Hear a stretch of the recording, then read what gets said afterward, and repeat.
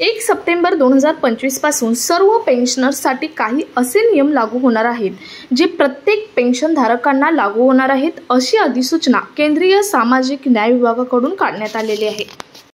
सरकारने मागच्याच महिन्यात एक नोटीस काढली होती। जे लोक पेन्शन घेण्यासाठी अपात्र आहेत अशा पेन्शनधारकांनी लाभ घेणे स्वतःहून बंद करा, म्हणजे जे पेन्शनर्स पेन्शनसाठी पात्र नाहीत, पेन्शनच्या कोणत्याच क्रायटेरियात बसत नाहीत, अशा लोकांना लाभ घेणे बंद करा असे केंद्र सरकारने सांगितले होते। परंतु पेन्शनधारकांनी असे केलेच नाही। मग तो कोणताही पेन्शनधारक असो, त्यामध्ये संजय गांधी निराधार योजनेमधील पेन्शनधारक असो, दिव्यांग पेन्शनधारक असो, तसेच विधवा पेन्शनधारक असो, वृद्धापकाळ पेन्शनधारक असो, कोणताही केंद्र सरकारकडून ज्या ज्या पेन्शन मिळतात त्या पेन्शनमधील कोणताही पेन्शनधारक असो, त्या पेन्शनधारकांची चौकशी सुरू केली जाणार आहे आणि अपात्र लाभार्थ्यांना त्या योजनेचा लाभ हा बंद केला जाणारच आहे। परंतु त्यांच्यावरती कारवाई सुद्धा केली जाणार आहे, कारण याच्या संदर्भात मागच्या महिन्यातच अधिसूचना जारी केली होती, करूनही काही लाभार्थ्यांनी ते नियम पाळलेले नाहीत। केंद्र सरकारने जी अधिसूचना जारी केली होती त्यामध्ये सांगितले होते की ज्यांचे उत्पन्न वार्षिक 48,000 पेक्षा कमी आहे तेच पेन्शनधारक पेन्शनचा लाभ हा घेऊ शकतात।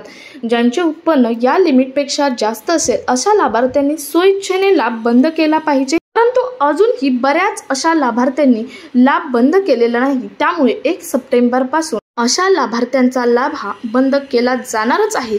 परंतु यात व्यतिरिक्त सुद्धा काही नियम केंद्र सरकारकडून जारी करण्यात आलेले आहेत, जे नियम 1 सप्टेंबर पासून पूर्णपणे लागू होणार आहेत। त्यामध्ये बरेच पेन्शनधारक वगळले जाणार आहेत किंवा बऱ्याच पेन्शनधारकांना काही डॉक्युमेंट्स म्हणजेच कागदपत्रे जमा करण्याची सुद्धा गरज असणार आहे। ती कशी करायची किंवा ती कागदपत्रे किंवा मी जे नियम सांगणार आहे ते पूर्ण करण्यासाठी तुम्हाला काय प्रोसेस करावी लागणार आहे, कुठे जाऊन प्रोसेस करावी लागणार आहे, याची सर्व माहिती ज्या अधिसूचनेचं परिपत्रक काढलं होतं त्यामध्ये आहे, तीच मी तुम्हाला सांगणार आहे।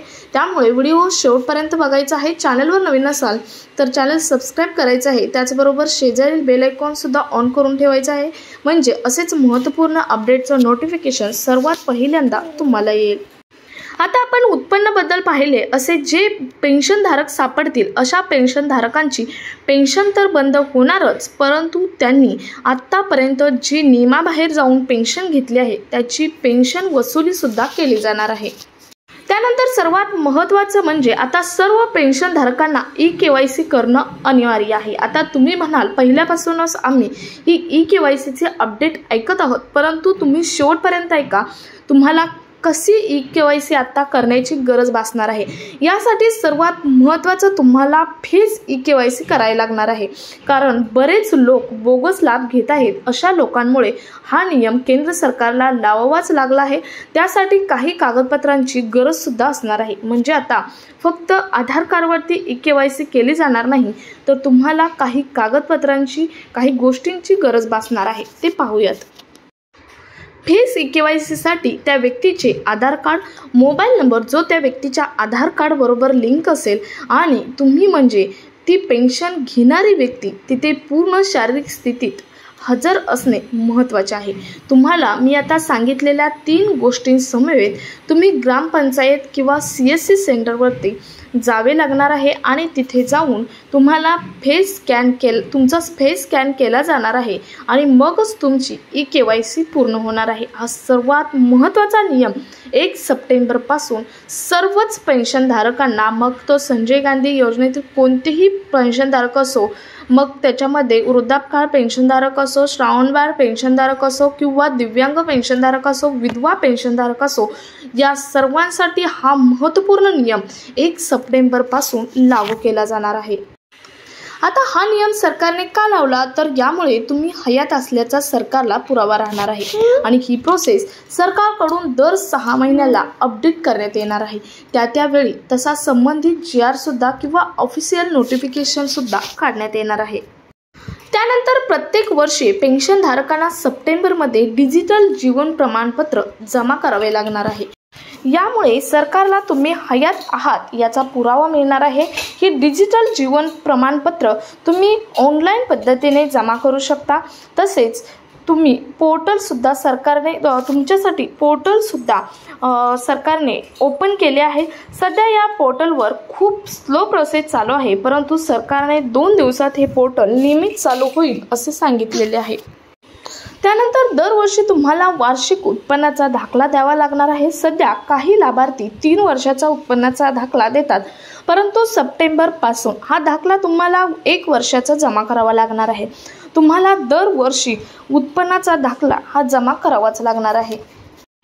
त्यानंतर पुढचा नियम आहे डीबीटी संदर्भातील। तुम्हाला 1 सप्टेंबर पर्यंत डीबीटी ॲक्टिव्ह करून घेणे महत्त्वाचे आहे। जर तुम्ही डीबीटी ॲक्टिव्ह केला नाही तर तुम्हाला पेन्शनचा लाभ हा इथून पुढे मिळणार नाही किंवा यामागेही मिळत नव्हता। बऱ्याच पेन्शनधारकांचा डीबीटी ॲक्टिव्ह करणं हा राहिला आहे, कारण आता सध्या सर्वत्र सरकारचे ज्या योजनेचे पैसे आहे ते केंद्र सरकारच्या माध्यमातून ज्या योजना चालू आहे त्या योजनांचे पैसे डीबीटीच्याच माध्यमातून दिले जात आहेत आणि त्यामुळे तुम्हाला डीबीटी ॲक्टिव्ह करून घेणे महत्त्वाचे आहे।